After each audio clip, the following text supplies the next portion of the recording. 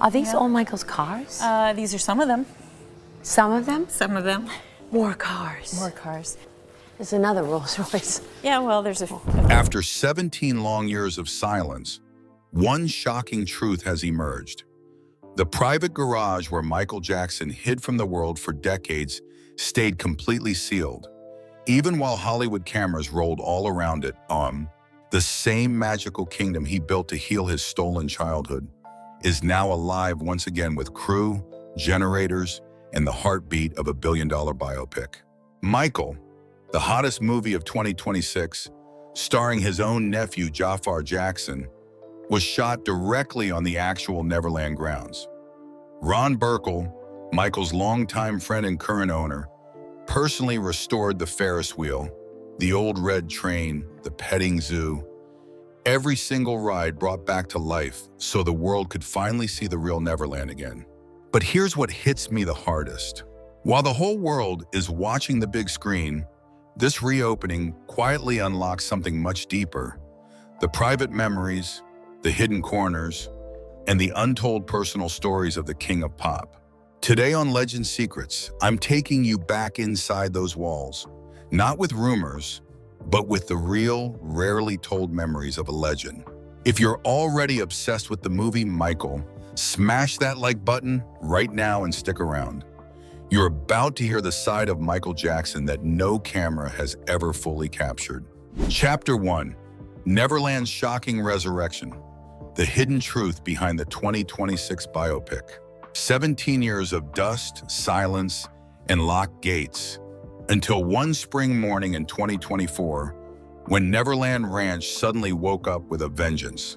Not with the innocent laughter of children Michael once invited, but with the deep rumble of generators, the screech of heavy equipment, and the chaotic energy of a massive film crew. After nearly 2 decades frozen in time like a ghost town, the legendary 2,700-acre estate in the Santa Ynez Valley was violently pulled back to life. Not for tourists, not for sale, but for something far more personal and explosive. The hottest movie of 2026, simply titled Michael, was shooting right there on the actual grounds where the King of Pop lived, dreamed, and desperately tried to heal his shattered soul. Directed by Antoine Fuqua and starring Michael's own nephew Jaafar Jackson in the lead role, the biopic carried a staggering $170 million budget. But money was never the real story. The real story, the shocking one, was the location itself. Ron Burkle, billionaire, longtime Jackson family friend, and the man who quietly bought Neverland in 2020 for $22 million, opened the gates and said yes. He didn't just allow filming. He brought the entire abandoned amusement park back from the dead so it could look and feel exactly like it did in Michael's darkest and brightest days. Imagine the scene in April 2024. Aerial shots revealed a breathtaking transformation. The giant Ferris wheel, silent and rusted for years, began turning again under the California sun. The merry-go-round horses were repainted in vivid carnival colors that almost hurt the eyes. The massive circus tent rose once more, its bold red and white stripes cutting sharply against the sky. The iconic red miniature train, the same one that once carried dying children, chugged back along its tracks with fresh life. Even the hot air balloon ride and forgotten attractions were resurrected, looking almost identical to Michael's era. Groundskeepers slashed through overgrown grass, colorful playground equipment appeared overnight, and extras in bright uniforms sold balloons and snacks just like the old days. A real petting zoo materialized with live animals so the cameras could capture pure, fleeting joy. Helicopters roared in and out. Stunning performers climbed the same trees Michael once did. For weeks, the ranch pulsed from dawn until midnight with dialogue scenes, thick atmospheric smoke, and the kind of intense, organized chaos only a huge Hollywood production can create. But here's what really hits me hardest, and what makes this reopening feel both magical and deeply mysterious. This wasn't just a movie set. It was Neverland being forced to breathe again in the exact place Michael Jackson created it to heal his own broken childhood. Let me take you back for a second. Michael once said in a soft, heartbreaking voice during an old interview, "I didn't have a childhood. When I was little, I'd hear the kids outside playing, and I had to go inside the studio and rehearse. No Christmas, no birthdays. I was working."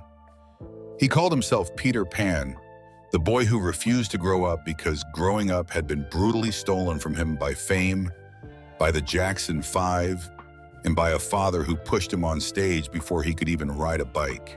That deep wound never healed. So in 1988, at the absolute peak of his power, Michael bought the property and renamed it Neverland Valley Ranch. He didn't build another cold celebrity mansion. He created his own private Disneyland, a sanctuary where he could finally become the child he was never allowed to be. He invited terminally ill kids, orphans, and children from broken neighborhoods to play for free. They rode the Ferris wheel, petted the animals, watched movies in the private theater, and for a few precious hours, they escaped their pain. Michael would join them, laughing, playing, and sometimes driving the little red train himself. Neverland was never about showing off wealth. It was medicine for a wounded soul. Now fast forward to 2024. When the Michael crew arrived, they weren't just rebuilding rides for cameras. In a strange, almost spiritual way, they were helping the ranch remember its original purpose. Jaafar Jackson, walking the exact same paths his uncle once walked, felt the crushing weight of history. The crew filmed at both Neverland and the Jackson family home in Encino to capture the raw pressure, isolation, and rare moments of joy from Michael's early life. Antoine Fuqua made it crystal clear. Authenticity above everything. They wanted the world to see the real Neverland, not the tabloid nightmare version. As I watched the behind-the-scenes footage, I couldn't shake this quiet, chilling wonder. After 17 years of total abandonment, the ranch was no longer a decaying ghost. It was alive again, filled with blinding lights, echoing laughter, and the sound of a legendary story finally being told. The Ferris wheel turning slowly felt like a promise kept. The red train chugging along the tracks sounded like an echo from all those golden days Michael created for sick children. And yet, something still feels deeply mysterious. Because while the cameras rolled and the ride spun, one part of the ranch remained deathly quiet. The private corners, the hidden spaces, the garage Michael kept sealed and intensely personal. But we'll get to that. For now, in the spring of 2024, Neverland was given a second chance to shine, not as a crumbling memory, but as the living, breathing heart of a movie that would finally show Michael Jackson's soul to a new generation. And in that moment, the ranch wasn't just a film set, it was home again. Chapter 2, The Sealed Garage, Michael Jackson's darkest private sanctuary. While the Ferris wheel turned slowly under the California sun and the red train chugged along its freshly repaired tracks for the cameras in 2024, one corner of Neverland remained completely untouched, as if Michael himself was still guarding it. The film crew had spent months reviving the public heart of the ranch, the merry-go-round horses gleaming in fresh paint, the circus tent rising in bold stripes, the hot air balloon ride swaying gently, and extras in colorful uniforms selling balloons and snacks exactly like in Michael's time. But one quiet, forbidden zone stayed locked away, silent and untouched, exactly as he left it in 2009. No drones, no lighting rigs, no footsteps. That place was the Special Projects Garage, Michael's most guarded personal sanctuary, a 1,830 square foot building hidden behind the main house, far away from the laughter and chaos of the film set. For 17 long years, it sat sealed like a frozen time capsule. Even when Ron Burkle opened the entire ranch for the movie, this garage remained strictly off limits. Here's what really hits me the hardest. While the whole world watched Neverland come alive on screen, Michael's most intimate world stayed hidden, almost as if he were still protecting his deepest secrets from prying eyes. Let me take you inside. The heavy door closes with a soft, final thud. Suddenly, all the noise from the film crew disappears. Dim, dusty light cuts through old windows, dancing across rows of pristine vehicles that look like they were parked just yesterday. The air is thick with the haunting scent of aged leather, polished chrome, petroleum, and that unmistakable sandalwood cologne Michael always wore. Tools still hang perfectly in place. A workbench in the center holds old notebooks and personal sketches. This wasn't a garage. It was a sacred sanctuary. The one place the king of pop could finally remove his mask. And what a breathtaking, mysterious collection it was. Right in front sat the dreamy turquoise 1985 Rolls-Royce Corniche. Michael bought it at the absolute peak of thriller mania when the entire planet was chasing him. Longtime staff still whisper about seeing him slip behind the wheel late at night, alone, sliding an off-the-wall cassette into the player and sitting motionless for hours with his eyes closed. One former employee quietly recalled, he wasn't driving anywhere. He was escaping inside his own head. That haunting image, Michael alone in the turquoise Rolls under moonlight, still sends chills down my spine. It wasn't just a luxury car. It was a rolling confessional. Parked beside it was the burgundy 1985 Mercedes-Benz 500 SEL, fully bulletproof. This was his daily shield during the darkest storms at Neverland. The 1993 allegations, the media siege, the constant fear. The thick armored glass turned it into a private cocoon. Michael would drive it slowly around the ranch, sometimes taking sick children for gentle rides so they could feel normal.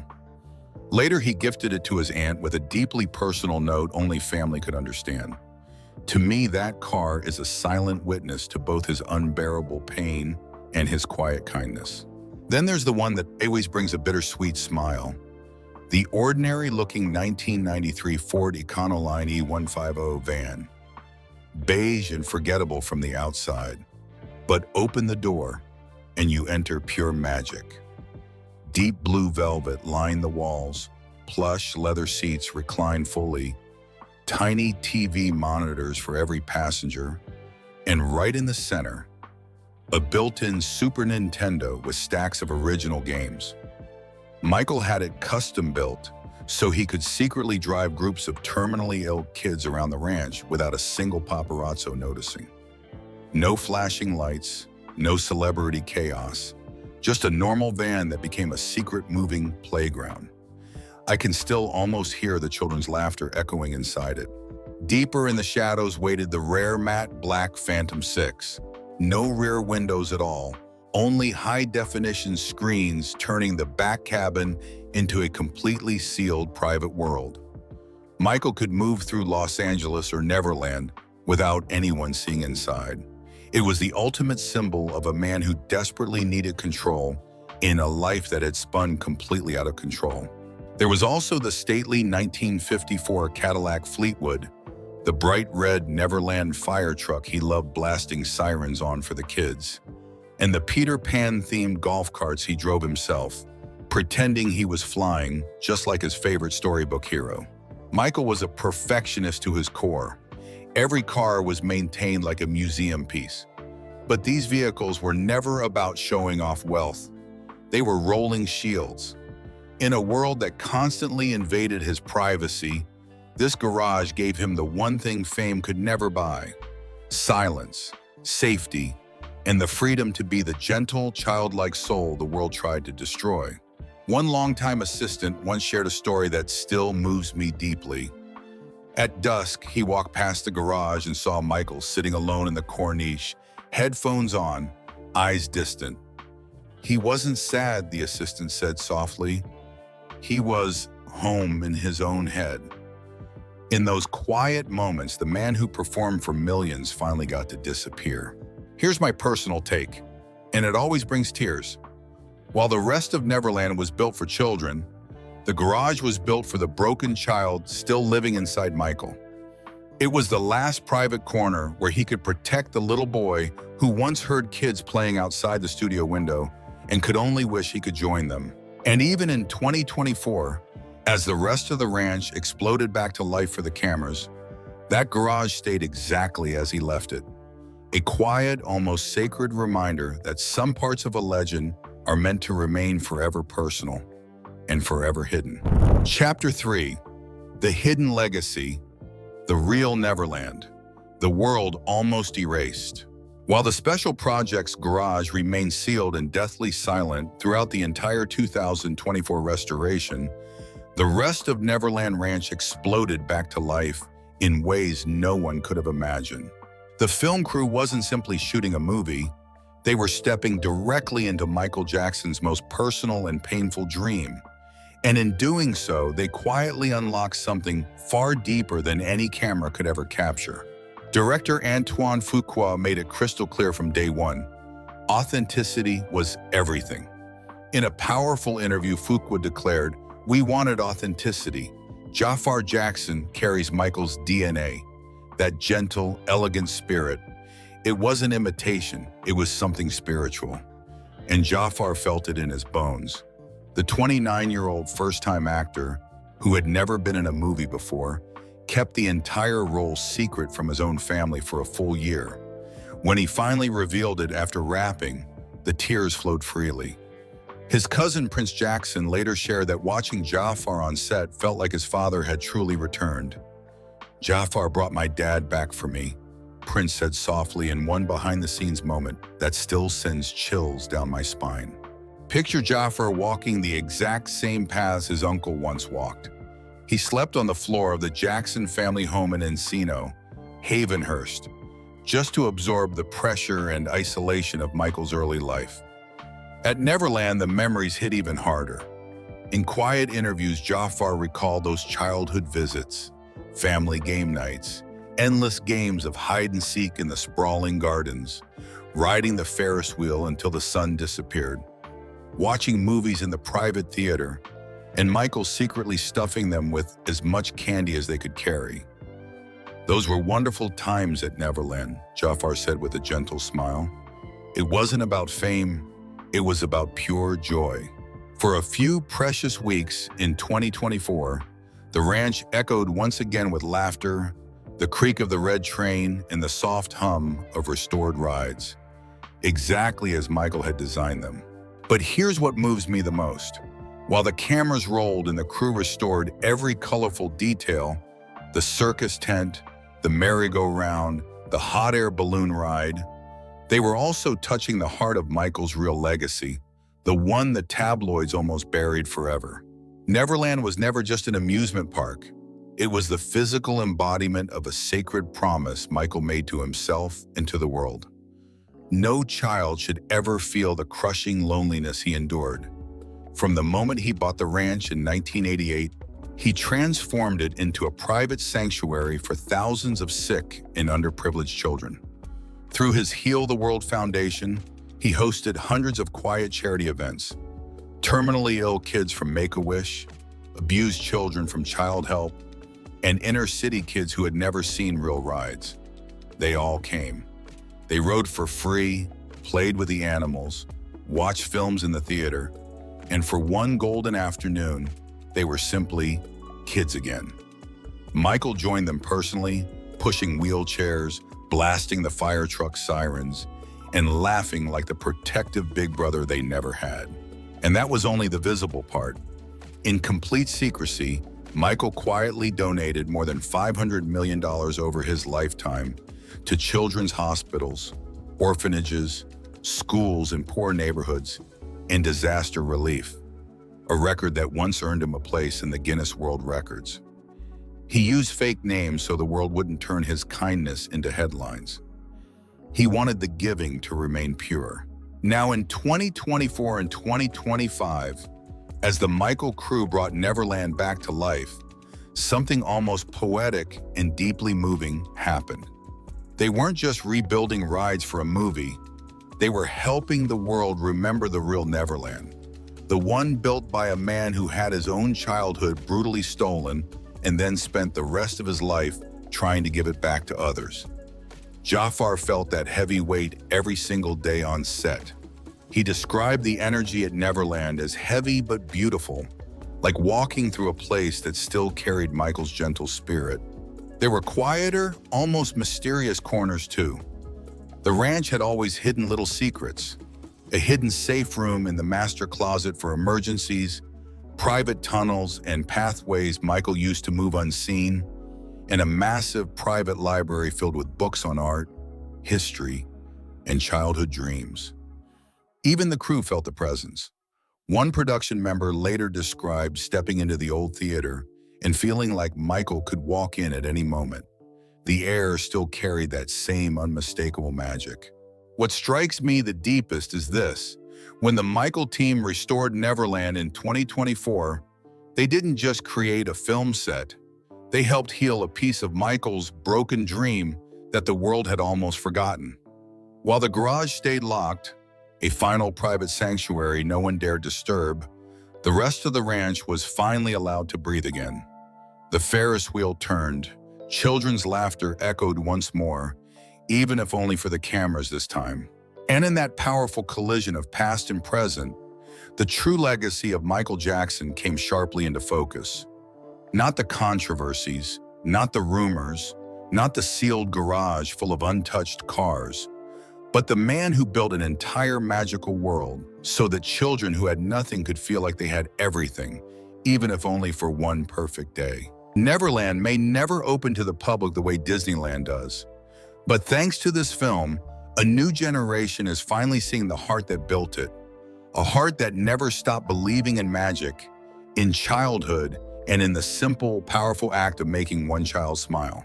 And maybe, just maybe, that was the greatest performance Michael Jackson ever gave. Chapter 4, Neverland Today, the legend that still whispers in the shadows. More than a year after the cameras finally stopped rolling on the Michael biopic, the ranch in the Santa Ynez Valley still holds its breath, as if waiting for something only it can feel. As of mid-2026, the massive 2,700-acre estate, now officially known again as Sycamore Valley Ranch, remains privately owned by billionaire Ron Burkle, Michael's longtime friend, who quietly purchased it in 2020 for $22 million. The once abandoned amusement park that the film crew so lovingly resurrected has been carefully preserved, but the famous gates stay firmly locked to the public. No ticketed tours, no souvenir shops, no crowds taking selfies at the flower clock or the red train station. What was once a vibrant playground for sick children has quietly returned to its role as a private, almost mythical sanctuary. Ron Burkle has been very clear about his intentions. After the movie's massive April 2026 release, he dismissed all rumors of turning Neverland into a commercial attraction or private club. "It was kind of a depressing place when I first saw it," he said. "It wasn't the beautiful place it once was. It just needed flowers and life in it again."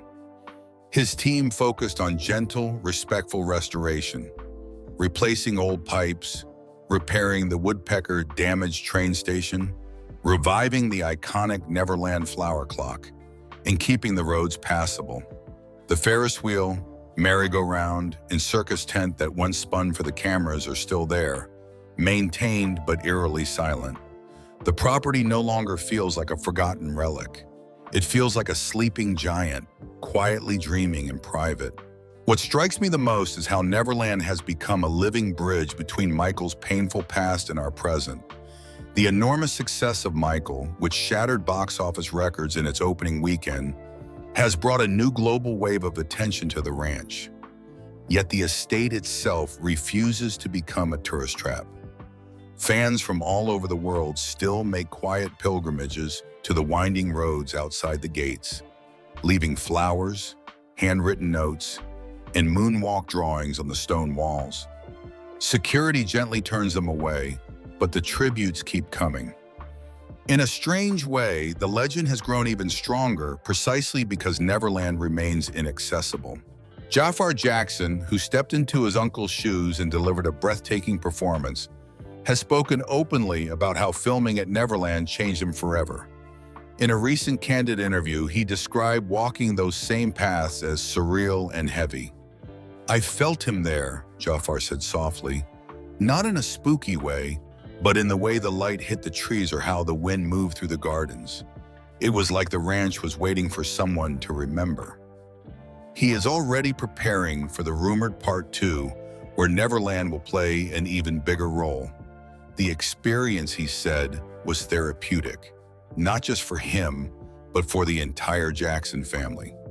"We got to see my uncle's joy again, the part the world often forgot." Prince Jackson, Michael's eldest son and an executive producer on the film, has been even more emotional in his rare public comments.